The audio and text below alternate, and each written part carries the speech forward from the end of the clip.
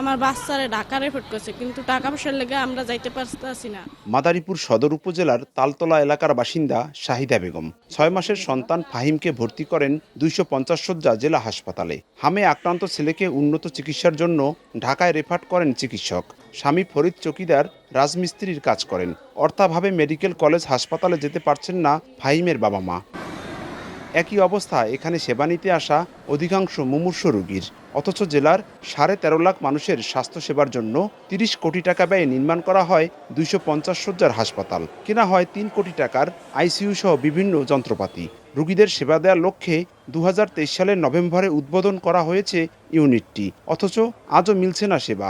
Doctor বলছে ঢাকা লইয়া যাইতে, আমরা তো গরিব, আমরা যাইতে পারি নাই। এখানে যদি আইসিইউ থাকতো তাহলে আমরা এখানে আইসিইউ সেবাটা পাইতাম। এখানে কোনো আইসিইউ নাই, আছে কিন্তু সেবা পাচ্ছি না আমরা। লাইফ সাপোর্ট দিয়ে রোগীকে বাঁচিয়ে রাখার এসব যন্ত্রপাতি থাকলেও 24 ঘন্টায় বন্ধ থাকে হাসপাতালের 7ম তলার এই রুমটি। এতে ক্ষুব্ধ নাগরিক সমাজ। আইসিইউটা চালু না হওয়ার ফলে একদিকে যেমন টাকার অপচয় হচ্ছে, অপরদিকে মুমূর্ষ রোগীদের জীবনহানি হচ্ছে।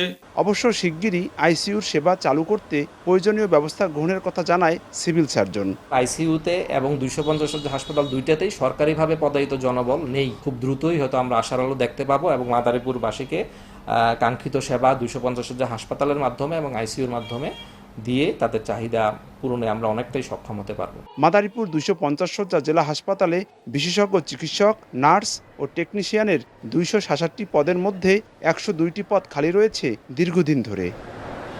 শিশু কিংবা বৃদ্ধ, মুমূর্ষ যে কোনো রোগীর জন্য আইসিইউ সেবা খুবই গুরুত্বপূর্ণ।